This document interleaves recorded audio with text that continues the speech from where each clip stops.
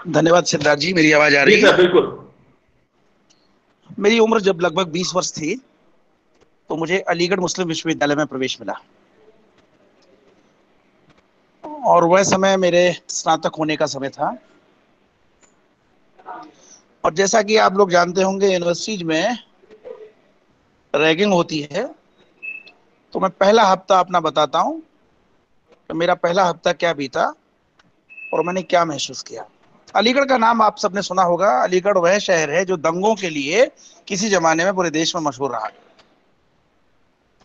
अगर आप कंपटीशन की तैयारी करें तो अलीगढ़ आंदोलन अपने आप में एक एक अध्याय है इतिहास में। ये अलीगढ़ आंदोलन क्या है?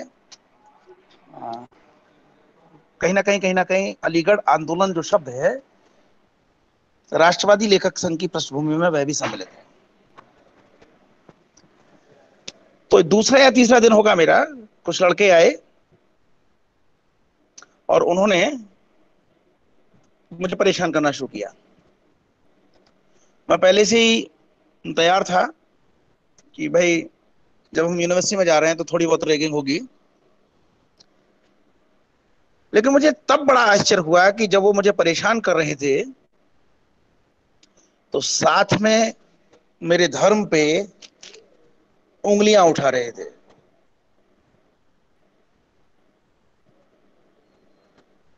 वे हमारे प्रतीकों पे खिल्ली उड़ा रहे थे,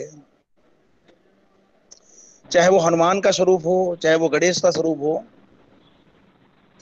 लेकिन मैं कुछ कह नहीं सकता था। और मुझे बहुत अच्छी तरह से याद है कि मेरे साथ जो दूसरा लड़का था वो लगभग 15 दिन के बाद यूनिवर्सिटी छोड़ गया। और ये वो दौर था जब प्राय सनातन संस्कृति को मानने वाले लड़के अलीगढ़ मुस्लिम विश्वविद्यालय को छोड़कर चले जाते थे। एडमिशन होने के बाद भी छोड़कर चले जाते थे। अब क्योंकि मैं स्थानीय था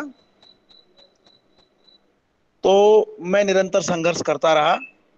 और वहां पर अलीगढ़ में अब तो स्थितियां बदल गई हैं। अब तो बाहर के लोग, बाहर के भी सनातन संस्कृति के बच्चे पढ़ने लगे हैं। लेकिन उस समय केवल स्थानीय लोग ही वहां पे पढ़ पाते थे और उनकी संख्या भी बहुत सीमित हुआ करती थी। वहां मैंने देखा कि सेंट्रल यूनिवर्सिटी होने के कारण पर्याप्त संख्या में हिंदू प्रोफेसर थे। बहुत जल्दी मैं उनके संपर्क में आ गया और मैंने एक चीज अनुभव की कि वे ज्यादातर प्रोफेसर विशुद्ध रूप से वामपंथी विचारधारा को अपनाए हुए थे। और थोड़े दिनों में ही उन प्रोफेसर्स ने की सबसे बड़ी जो खास खूबी थी वो ये थी कि जो थोड़ा सा भी संवेदनशील छात्र दिखाई दिया तो उसको अपने रविवार को अपने घर पे आमंत्रित करते थे और धीरे धीरे वाम पंथ की घुट्टी पिलाई जाती थी। इस वामपंथी की घुट्टी में जो सबसे कड़वी बात थी वो ये थी कि आपको केवल और केवल अपनी संस्कृति को नकारना है। आपको सबसे पहले ये स्वीकार करना पड़ेगा कि कुछ लोग आर्य बन के भारत में आए, उन्होंने यहाँ के मूल निवासियों पर अत्याचार किया और उसके बाद संविधान के निर्माण के साथ आरक्षण देने के बावजूद भी वो आर्यों के जो वंशज हैं वो नियंत्रण में नहीं है, मनमानी कर रहे हैं। कुछ इस तरह का भाव गुट्टी के रूप में वहां मुझे पिलाया गया। और मैं जाति से राजपूत था तो आप समझ सकते हैं कि ऊपर की 3 जातियों को आर्य के वंशजों में रखा जाता था। तो जाहिर सी बात है मैं भी उन्हीं में शामिल था। लेकिन मेरा सबसे बड़ा कष्ट था वो ये था कि अलीगढ़ से लगभग 25 किलोमीटर की दूरी पर मेरा गांव था। मेरे बाबा के पास केवल 5 बीघा जमीन थी। मेरे पिताजी 5 भाई थे, इस तरह से पिताजी के हिस्से में केवल 1 बीघा जमीन।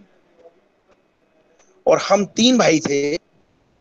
उन 3 भाइयों के हिस्से में आप अंदाजा लगा सकते हैं, 1/3 बीघा, 1/3 बीघा, 1/3 बीघा जमीन। और मैं बार बार यही सोचा करता था कि हमने या हमारे पूर्वजों ने किस प्रकार किसका शोषण किया होगा। क्योंकि मेरी रिश्तेदारियां गांव का था, बहुत बड़े परिवार का नहीं था, तो ज्यादातर मेरी रिश्तेदारियां भी, चाहे वो मेरी माँ हो, चाहे मेरी वो बुआ हो, चाहे मेरी दादी हो, प्राय अल्प आय वाले घरों में थी, गांवों में थी। और मैं जब उनका रहन सहन और वो सब देखता था तो एक ही चीज सोचता था कि क्या ये वही आ रहे हैं जिन्होंने अत्याचार, बहुत अत्याचार किया है। खैर ये प्रश्न मेरे मन में थे, लेकिन क्योंकि साहित्य इस तरह का था कि उसका उत्तर मेरे पास नहीं था, और ये दिमाग में मान के चलना पड़ा कि मेरे पूर्वजों ने निश्चित रूप से बहुत अत्याचार किया है।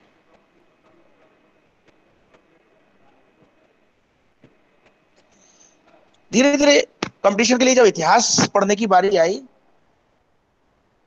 तो मैंने देखा कि पूरी संघर्ष गाथाएं, पृथ्वीराज चौहान से लेकर राणा प्रताप तक जितने भी युद्धों की गाथाएं थी, वो मुझे बड़ा गौरवान्वित करती थी। लेकिन फिर वही विचार आ जाता था कि हम रक्षा करने में जुटे हुए थे या शोषण करने में जुटे हुए थे, अत्याचार करने में जुटे हुए थे, ये गुत्थी मेरी समझ में नहीं आ रही थी।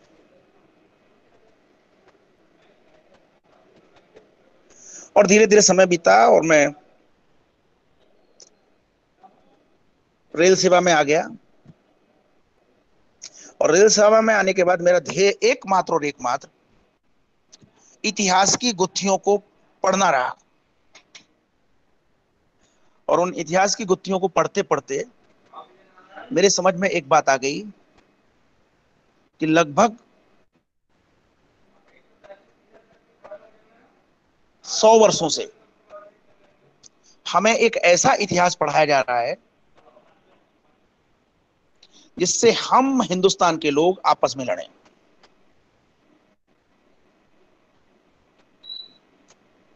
गरीबी और अमीरी, ये पृथ्वी पे प्रत्येक भूभाग में है, चाहे वो अमेरिका हो, चाहे वो यूरोप हो, चाहे वो चीन हो, चाहे वो रूस हो, भारत भी उससे अछूता नहीं है। और जो लोग कहते हैं कि नहीं, यहां पर गरीबी और अमीरी जातीय आधार पे है, तो मेरा मानना यह है कि वह इतिहास के बहुत ही महत्वपूर्ण तथ्यों को छिपा रहे हैं। जब हम इतिहास को पढ़ते हैं तो 1735 में एक जिक्र आता है, ईस्ट इंडिया कंपनी भारत में व्यापार के लिए आई हुई थी, और भारत उस समय कपड़े के क्षेत्र में विश्व में सर्वोच्च स्थान लिए हुए था। और वो सर्वोच्च स्थान इतना बड़ा था कि जब इंग्लैंड में औद्योगिक क्रांति प्रारंभ हुई तो इंग्लैंड में जो कपड़ा निर्माण हो रहा था तो वह भारत के कपड़े के मुकाबले कहीं नहीं ठहरता था। और उसका परिणाम ये हुआ कि 1735 में इंग्लैंड के व्यापारियों ने वहां पर स्वदेशी आंदोलन चलाया। अब आप कल्पना करिए, हम भारत में स्वदेशी की बात करते हैं, इंग्लैंड में 1735 में ही एक ऐसा स्वदेशी आंदोलन चल चुका था, और उसका ध्येय एकमात्र और एकमात्र भारतीय कपड़े पर प्रतिबंध लगाना था। अब मुझे एक बात देखिए कि कितना महत्वपूर्ण तथ्य है, लेकिन हमें जो सामान्य इतिहास जो पढ़ाया जाता है एक छात्र के रूप में, उसमें यह तथ्य कहीं भी नहीं आता। अब सोचने वाली बात यह कि ये जो कपड़ा पूरी दुनिया में जो धाक जमाए हुए था, इस कपड़े को बनाता कौन था? क्या ब्राह्मण? क्या क्षत्रिय? या वैश्य? एक और चीज, एक वैश्य शब्द को लेकर बड़ा भ्रम है। जब हम वर्णों की बात करते हैं तो वैश्य शब्द का अर्थ है क्रिया व्यापार करने वाला। यानी कि अगर उस दृष्टि से, वर्ण की दृष्टि से देखा जाए, तो प्रत्येक कारीगर वैश्य समुदाय में आता है। लेकिन आज हमने वैश्य शब्द को बहुत ही संकुचित कर दिया है, और यह संकुचित होकर केवल और केवल वणिक जाति के संदर्भ में आने लगा है। और वैश्य शब्द का जो मूल शब्द है वो है विश्व, विश्वपति। और विश्व ही मूल रूप से जनसंख्या के लिए, जन समुदाय के लिए सबसे महत्वपूर्ण संज्ञा थी। अर्थात जो वैश्य की जो अवधारणा है, वह यह अवधारणा हमारे ग्रंथों में नहीं है जो आज हम समझ रहे हैं। इस वैश्य शब्द का तात्पर्य संपूर्ण कृषि करने वाले लोग, संपूर्ण कारीगर वर्ग के लोग और संपूर्ण क्रिया व्यापार करने वाले लोग सम्मिलित थे। और जिसे हम शूद्र वर्ण कहते हैं, वो निश्चित रूप से सेवा करने वालों का वर्ण है, इसमें कोई संदेह नहीं है। लेकिन ये शूद्र शब्द अगर हम देखें तो ये शूद्र आज भी, हमने वह बात अलग है कि उनको जातियों के लिए, जातियों पर रोपित कर दिया है, लेकिन मूल रूप से व्यवस्था में यह शूद्र वर्ण आज भी है। उदाहरण के लिए, अगर कोई डीएम अनुसूचित जाति का है और उसके बंगले के दरवाजे पर जो झोपड़ी होती है और वहां जो होमगार्ड और सिपाही लगाए जाते हैं वो पांडे हैं, तो आप स्वयं पूरी ईमानदारी से, पूरी सत्यता से ये सोच के बताइए कि वो जो पांडे होमगार्ड या सिपाही है, उसका स्तर और डीएम महोदय का स्तर क्या जाति के आधार पर तोला जाता है? अर्थात यह जो वर्ण व्यवस्था है, यह हमारे कार्यों के आधार पे, लेकिन कहीं ना कहीं इसको जाति के साथ रूढ़ कर दिया गया और समस्या यहीं से प्रारंभ होती है। दो चीजें तो मैंने निश्चित रूप से पढ़ी हैं। लगभग सन 1200 के आसपास इस्लाम का शासन भारत में स्थापित होता है और ये इस्लाम का शासन 1857 में बहादुर शाह जफर के अंत के साथ समाप्त होता है। 1197 से 1857, लगभग 660 वर्ष की अवधि किसने किसका शोषण किया है, आप स्वयं अनुमान लगा सकते हैं। हमारे साहित्य में एक झटके में कह दिया जाता है कि सदियों से शोषित। तो उन सदियों से शोषित शब्द को कहते समय हमें उन 660 साल का हिसाब भी रखना चाहिए। ये 660 साल सनातन संस्कृति के लिए सबसे संकट के काल रहे हैं। इतने बड़े संकट के काल कि भारत के लोग अपनी भाषा को लिख पढ़ भी नहीं सकते थे, और इसका जाति से कोई संबंध नहीं है। अगर लोगों को इतिहास पता करना है तो मैं एक आगरा के पास एक जगह है अवागढ़, वहां के राजा बलवंत सिंह हुआ करते थे, और वो राजा बलवंत सिंह, उन्हीं के नाम पे आगरा में आरबीएस कॉलेज है, राजा बलवंत सिंह कॉलेज, जो एशिया का सबसे बड़ा कॉलेज है। मैं आप लोगों की जानकारी के लिए बता दूं कि ब्रिटिश शासन होते हुए भी राजा बलवंत सिंह निरक्षर थे।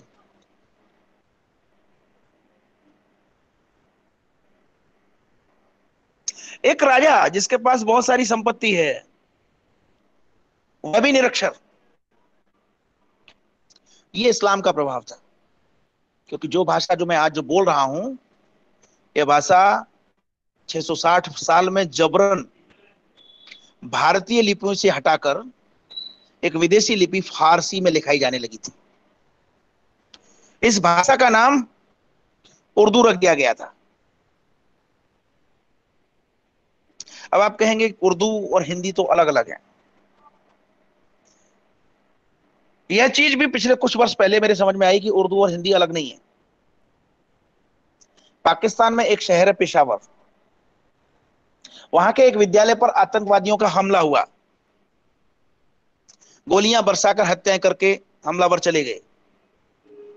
उसके बाद पूरी दुनिया के टीवी चैनल्स वहां पहुंचे, बीबीसी हो, चाहे पाकिस्तान के टीवी चैनल्स हो, अल जजीरा हो, क्या तक कि भारत के चैनल्स भी वहां पहुंचे। छोटे छोटे बच्चों से इंटरव्यू लिया जा रहा था, बच्चे जवाब दे रहे थे कि कुछ बंदूकधारी इधर से आए, आते ही तड़ातड़ गोली मारनी शुरू की और इधर को निकल गए।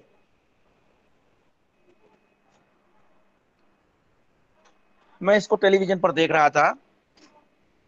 मैंने सोचा ये पेशावर शहर तो एकदम बहुत दूर है, लेकिन बिहार के किसी गांव में बैठी हुई अनपढ़ बुजुर्ग दादी भी इन बच्चों के द्वारा कहे हुए सेंटेंसों को समझ रही होगी, तो ये भाषा अलग कहां से हो गई। आप समझ सकते हैं कि हमारे हमसे इतिहास छीना गया, हमसे हमारी भाषा छीनी गई। और दुर्भाग्य ये कि हमारे देश में जो लोग संघर्ष कर रहे थे, जिनके ऊपर संघर्ष की जिम्मेदारी थी, उन्हीं के ऊपर यह आरोप लगा दिया गया कि आप अत्याचार कर रहे थे। आजकल एक नैरेटिव चलता है कि ज्यादातर भूमि अमुक जातियों के पास है, लेकिन कभी आपने सोचा है कि जूती जो जमीन है, जो भूमि है, जो कृषि योग्य भूमि है, ये अमुक जातियों के पास है क्यों? इसको जानने के लिए आपको भारत के इतिहास में अंदर घुसना पड़ेगा।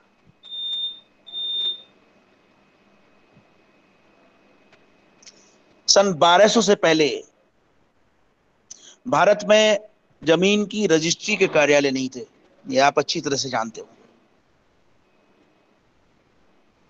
भारत में कोई तहसीलदार नहीं होता था कि वहां पर जाकर बैनामा किया जाएगा। भारत में कागज के नोट भी नहीं थे, भारत में सरकारी कार्यालय भी नहीं थे, भारत में कोई रिजर्व बैंक भी नहीं थी। भारत के इतिहास को समझने के पहले उस समय की हमें स्थितियों को समझना पड़ेगा कि जब जनसंख्या बहुत सीमित थी। इतनी सीमित कि आज हम 135 करोड़ हैं। मेरे बचपन में यही जनसंख्या इसका ठीक आधे हुआ करती थी, लगभग 67 करोड़ के आसपास।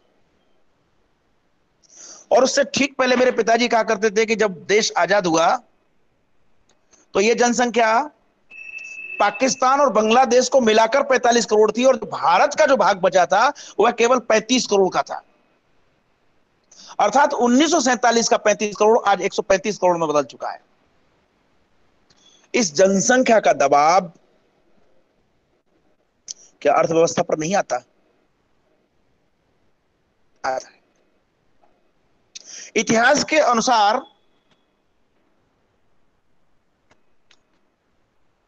एक अनुमान अकबर के समय पर जनसंख्या का जब लगाया गया तो भारत की जनसंख्या लगभग 1 करोड़ के आसपास आंकी गई। और 1 करोड़ का आप तात्पर्य अर्थ लगा सकते हैं कि अकबर का समय सन 1500 और 1600 के बीच में है, अर्थात आज से लगभग 500 वर्ष पूर्व। भूमि तो भारत की तब भी उतनी थी, तो कृषि योग्य भूमि को विकसित करने के लिए उस समय ट्रैक्टर नहीं थे, ट्यूबवेल नहीं थी। परिवार के लोग गोधन के साथ हल और बैल चलाकर और रहट चलाकर मौसम पर निर्भर होकर कृषि कार्य किया करते थे। और उस समय जो कारीगर वर्ग, इस भारत का जो कारीगर वर्ग था, वह कृषि कार्य को कठिन कार्य मानता था कि अगर मौसम खराब हो गया तो खेतों में कुछ भी नहीं होगा, अकाल पड़ते थे। तो भारत का जो कारीगर वर्ग था वो फसल पे पूरे वर्ष, उस समय कागज के नोट नहीं चला करते थे, पूरे फसल पे सेवा करने के उपरांत अपना हिस्सा लिया करता था। और यह परंपरा आदरणीय सर्वेश पांडे जी हैं और गांव से जुड़े हुए बहुत लोगों ने अभी हाल तक, लगभग 50 वर्ष पहले तक निरंतर रूप से चली आ रही थी। अब आप ये कह रहे होंगे कि आप इतिहास की ये सब बातें क्यों करने लगा? तो यह बात मैं केवल और केवल इसलिए कह रहा हूं कि 1735 में इंग्लैंड में जब स्वदेशी आंदोलन भारत के कपड़ों के विरुद्ध होता है, तो आप अनुमान लगा सकते हैं कि भारत का कारीगर वर्ग उस समय बहुत ही सक्षम वर्ग था। उसे खेती का काम करने की आवश्यकता नहीं थी, वह अपनी दक्षता, अपनी कारीगरी के आधार पर अपना जीवन यापन करता था और अपना जो हुनर है वो अपनी संतानों को देके जाता था। अब इसके ठीक बाद जो घटनाक्रम हुआ, ईस्ट इंडिया कंपनी के रहते हुए जो औद्योगिकीकरण हुआ, उस औद्योगिकीकरण ने इस कारीगर वर्ग को बेरोजगार बना दिया। और आप समझ सकते हैं कि भूमि का, कृषि का अनुभव नहीं, पूर्वजों की कृषि में रुचि नहीं थी, और अचानक एक विदेशी इकाई आके बेरोजगार बना दे, तो 2-3 पीढ़ियों में ही दयनीय अवस्था स्वाभाविक है। मुझे बड़ा आश्चर्य होता है कि इस प्रकार से नैरेटिव गढ़े जाते हैं कि जैसे उन्होंने कुछ कमाया और दूसरे ने आके छीन लिया। स्वामी विवेकानंद ने एक बहुत अच्छी बात कही थी कि अगर भारत में ये शोषण की परंपरा थी तो शोषण करने वालों के लिए हथियार बनाता कौन था, इस पर भी विचार करने की आवश्यकता है। क्या ये शोषण करने वाले हथियार स्वयं बना लेते थे? नहीं। जो लड़ाकू वर्ग था, जो सैनिक वर्ग था, जो रक्षा से जुड़ा हुआ वर्ग था, वह कारीगर पर ही अपने हथियारों के लिए निर्भर था। इसका मतलब क्या हुआ? इसका सीधा सा मतलब है कि हमारे समाज में एक समरसता थी, लोग अपना अपना काम करते थे। और निश्चित रूप से ईस्ट इंडिया कंपनी आने के बाद, क्योंकि ईस्ट इंडिया कंपनियों को संघर्ष करना पड़ा, वो इस्लामिक शक्तियों से, सबसे पहले इस्लामिक शक्तियों से संघर्ष करना पड़ा। उस समय 660 साल से दबे कुचले हिंदू समुदाय ने मौका देखकर ईस्ट इंडिया कंपनी का साथ देना शुरू किया, और जो शहरी वर्ग था वो ईस्ट इंडिया कंपनी का साथ देने के कारण उनकी सरकारी नौकरियों में पहुंचा और आर्थिक रूप से सुदृढ़ होता चला गया। इस दौरान ईस्ट इंडिया कंपनी को ग्रामीण क्षेत्र से राजस्व वसूली का काम करना था, तो उस राजस्व वसूली के लिए उन्होंने अपने अपने इलाके की दबंग जातियों को चुना, और ये दबंग जातियां, लड़ाकू जातियां जमींदार के रूप में बदलती चली गई। ये विभिन्न, पूरे देश में विभिन्न स्थानों पर यह जमींदार वर्ग अलग अलग जातियों का था। उदाहरण के लिए लखनऊ में बिजली पासी, बिहार में अनेकों मंडल जमींदार थे, बंगाल में अनेकों नमोशूद्र जमींदार थे। बहुत कम लोगों को पता है कि ईश्वरचंद्र विद्यासागर और राममोहन राय के समकालीन हरिचांद ठाकुर और गुरचांद ठाकुर, जो नमोशूद्र समुदाय से थे, जिन्होंने बाद में मतुआ संप्रदाय प्रारंभ किया, जहां ईश्वरचंद्र विद्यासागर और राममोहन राय मात्र 40-50 विद्यालय बना पाए, गुरचांद ठाकुर के नाम, एक नमोशूद्र के नाम 1036 विद्यालय बनाने का रिकॉर्ड है। यह बड़े दुख की बात है कि हम कहीं ना कहीं वामपंथियों के ऐसे इतिहास में फंस चुके हैं जहां पर सिवाय पारस्परिक वैमनस्यता के अतिरिक्त कुछ भी हासिल नहीं हो सकता। आप अगर ग्लोबल विश्व की बात करें तो आपको आज जो संकट है, जो अमेरिका और चीन का संकट है, जो कोरोना का संकट है, यह चीजें समझ लेनी होंगी कि क्या ग्लोबल विचारधारा के आधार पर हमारी संस्कृति का अस्तित्व बचा रह सकता है। बहुत कम लोग इस बात को जानते हैं कि स्वतंत्रता से पूर्व जब स्वतंत्रता संघर्ष चल रहा था, तो भारत की शेड्यूल कास्ट फेडरेशन के नेता जोगेंद्र नाथ मंडल को मुस्लिम लीग ने फुसलाया और कहा कि भारत में उच्च जातियां आपको जीने नहीं देंगी, आप पाकिस्तान में आओ, हमारे साथ रहो। और उसका परिणाम हुआ कि शेड्यूल कास्ट फेडरेशन के आह्वान पर, हमारे कहने में कोई संकोच नहीं है, हमारी जो वंचित जातियां हैं, जो दलित जातियां हैं, जो अनुसूचित जातियां हैं, उसके बहुत बड़े भाग ने पाकिस्तान के पक्ष में वोट दिया। और उसका परिणाम यह हुआ कि पूर्वी पाकिस्तान और पश्चिमी पाकिस्तान दोनों क्षेत्रों में लगभग 12 जनपद हिंदू बाहुल्य होते हुए भी पाकिस्तान में चले गए।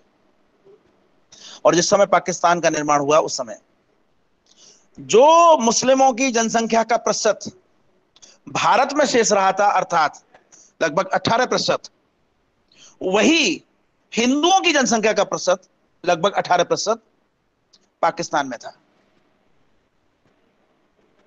भारत में मुस्लिमों की जनसंख्या का प्रतिशत कम नहीं हुआ, बढ़ा ही होगा, लेकिन पाकिस्तान में हिंदुओं की जनसंख्या का प्रतिशत, चाहे वो बांग्लादेश हो या पाकिस्तान हो, वो 18-19% से घटकर 1 से 1.5% रह गया है। जोगेंद्रनाथ मंडल, जिनको जिन्ना ने पाकिस्तान की संविधान सभा के प्रारूप समिति का अध्यक्ष, बिल्कुल भारत की तर्ज पर जिस प्रकार अंबेडकर को हमने भारत की संविधान सभा की प्रारूप समिति का अध्यक्ष बनाया, ठीक उसी प्रकार जिन्ना ने पूरी दुनिया को दिखाने के लिए जोगेंद्रनाथ मंडल को भी पाकिस्तान की संविधान सभा की प्रारूप समिति का अध्यक्ष बनवाया। और यही नहीं, जब मंत्रिमंडल का गठन हुआ तो जिस प्रकार भारत में पहला कानून मंत्री भीमराव अंबेडकर को बनाया गया, ठीक उसी प्रकार से पाकिस्तान का पहला कानून मंत्री जोगेंद्रनाथ मंडल को बनाया गया। लेकिन जिन्ना की मृत्यु के तुरंत बाद लियाकत अली और कट्टरपंथी समुदाय के हाथ में सत्ता आते ही पासा पलट गया। जिन लोगों को यह बहलाया फुसलाया गया था कि हिंदुओं के साथ आप सुरक्षित नहीं रह सकते, हमारे साथ सुरक्षित आप रहेंगे क्योंकि हम मानव की एकता की बात करते हैं, तो वहां पर यह दबाव बनाया गया कि हम मानव की एकता की बात करते हैं, आप हमारे साथ सुरक्षित रहोगे, इसलिए आप अब हिंदू धर्म छोड़ दीजिए, अपना धर्म छोड़ दीजिए, अपनी संस्कृति छोड़ दीजिए, इस्लाम अपना लीजिए, और पाकिस्तान में अगर रहना है तो इस्लाम अपनाना पड़ेगा।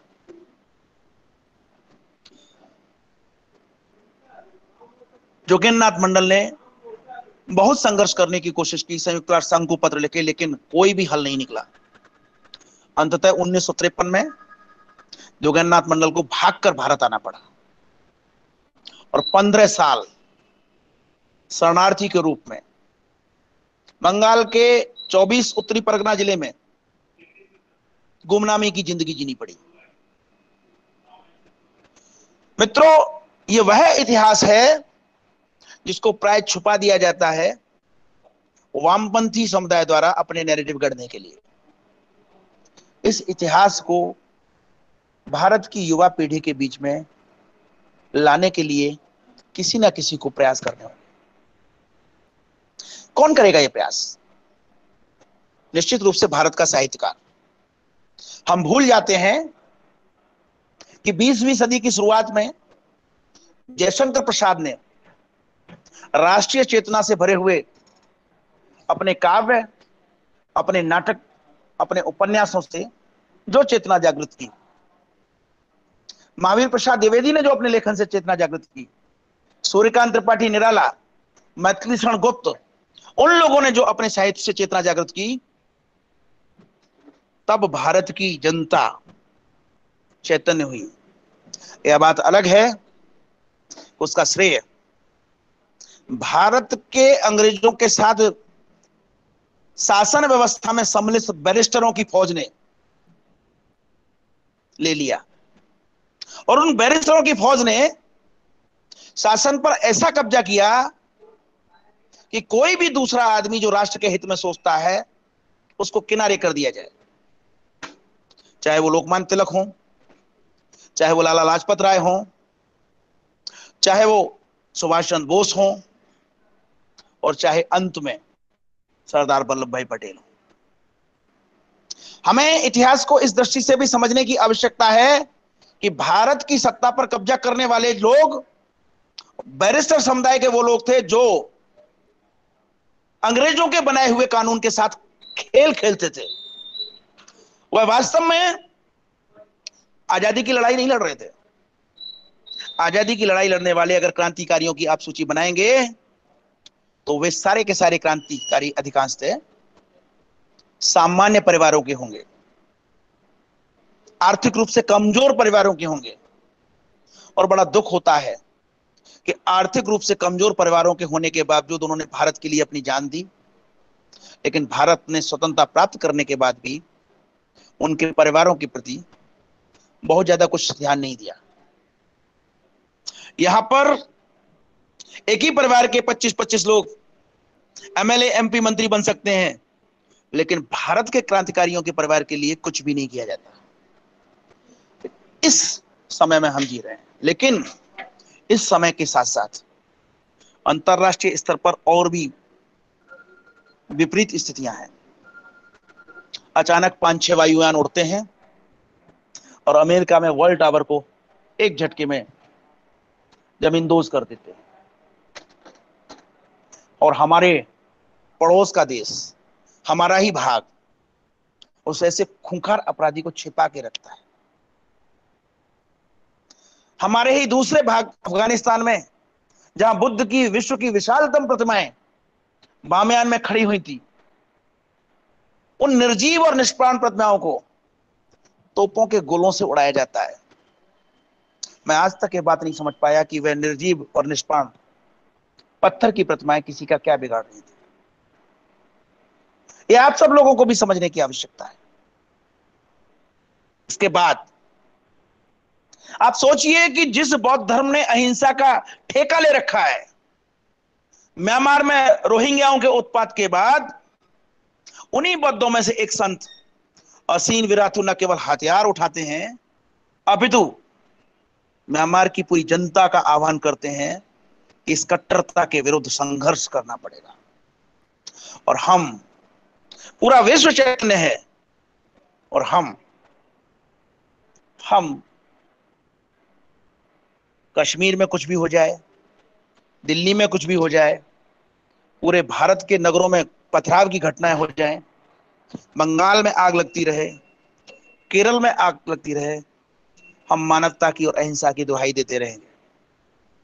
तो जरा ये विचार कर लीजिए कि ये मानवता की और अहिंसा की दुहाई देते देते कहीं हमारा इतिहास गुम ना हो जाए। और इतिहास को फिर दूसरे तरीके से पढ़ाने की कोशिश की जाती है कि शंकराचार्य ने बौद्धों का समापन कर दिया। तथ्यों में इतना हेरफेर किया जाता है और कहा जाता है राम एक काल्पनिक पात्र है। मुझे बड़ा आश्चर्य है कि आजादी मिलने के बाद, आज आजादी मिले हुए हमको लगभग 73-74 वर्ष हो चुके, लेकिन फिर भी सामाजिक वैमनस्यता बढ़ाने के लिए जितने उपाय किए जा सकते हैं वो किए जा रहे हैं। कोई भी व्यक्ति सामाजिक समरसता की बात नहीं कर रहा। इस सामाजिक समरसता की बात करने की जिम्मेदारी साहित्यकारों की होती है। इसलिए राष्ट्रवादी लेखक संघ का गठन हुआ, और राष्ट्रवादी लेखक संघ इस निश्चय के साथ पूरे भारत में एक झटके में फैलता चला गया। मात्र 1 या 2 वर्षों के अंदर ही शायद ही कोई देश का कोना बचा होगा जहां राष्ट्रवादी लेखक संघ के कार्यकर्ता ना हो।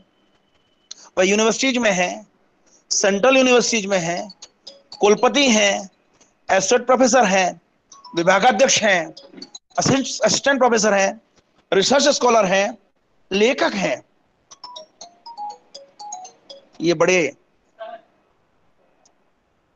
सांत्वना देने वाली बात है कि भारत का बहुत बड़ा वर्ग अभी सामाजिक समरसता के विषय में सोचता है, भारत की सनातन संस्कृति के विषय में सोचता है, भारत की सनातन संस्कृति को कैसे कैसे बचा के रखा जाएगा इस विषय में सोचता है।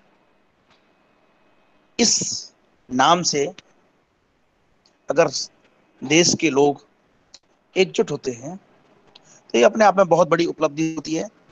और इन्हीं सब कारणों से, कारण ज्यादा बताने की आवश्यकता नहीं है, मैंने तो केवल संकेत मात्र किया है। अगर कारणों की लिस्ट पूरी पढ़ना शुरू कर दूं तो 2-3 घंटे कम पड़ जाएंगे। इसलिए मैंने केवल और केवल संकेत दिए हैं कि चाहे तो राष्ट्रीय स्तर पे सोच लें आप, चाहे अंतरराष्ट्रीय स्तर पे सोच लें आप, आपको अपनी सनातन संस्कृति के लिए जीना पड़ेगा। अगर आप सनातन संस्कृति के लिए नहीं जिए तो फिर आपकी संस्कृति कहीं नहीं बचने वाली। आपका हश्र जोगेंद्रनाथ मंडल जैसा होने वाला है। और इस सनातन संस्कृति का मतलब यह मत सोचिए कि जो गुमराह उच्च जातियों के जो कुछ लोग हैं, जो जातीय दम्भ रखते हैं, वो उसके ठेकेदार हैं। नहीं, सनातन संस्कृति की रक्षा करने के लिए राणा प्रताप के साथ भीलों को आगे आना होगा, कृष्ण के साथ ग्वाल बालों को आगे आना होगा, और राम के साथ वन में रहने वाले वानरों को साथ आना होगा। सनातन संस्कृति का यही मतलब है। जातीय दम्भ वाले लोग पहले भी थे, अब भी हैं, लेकिन ये संस्कृति सदैव और सदैव समरसता से चली है, और ये संस्कृति सदैव समरसता से ही चलेगी। आजकल तो लोग रावण को बहुत बताने लिए लगे हैं, इसलिए मैं रावण के विषय में ज्यादा नहीं बोलूंगा, लेकिन मैं आपको एक बात की तरफ इशारा जरूर करना चाहूंगा कि यह वह देश है जहां द्रोणाचार्य का भी वध किया जा सकता है। यह वह देश है जहां द्रोणाचार्य का भी वध किया जा सकता है। अतः साथियों, हमें वध नहीं करना, लेकिन फिर भी हमें इतना अहिंसावादी भी नहीं होना कि हम निकम्मे हो जाएं और कोई भी हमको दबा दे, कुचला दे और हमारे साथियों का जोगन्नाथ मंडल की तरह हस्त कर दे। तो मित्रों, मेरा यह आह्वान है कि हमें जनवादी, प्रगतिशील, ये सब जो धारणाएं हैं साहित्य में, इनको ठोकर मारते हुए राष्ट्रवाद की धारणा को आगे बढ़ाना होगा। और इसीलिए हमने इसका जो सूत्र वाक्य रखा है वह इदम न मम इदम राष्ट्राय, मेरा कुछ भी नहीं, सब कुछ राष्ट्र का, यह रखा है। इसी भावना के साथ आप सब लोगों का बहुत बहुत धन्यवाद कि आप लोगों ने मुझे सुना।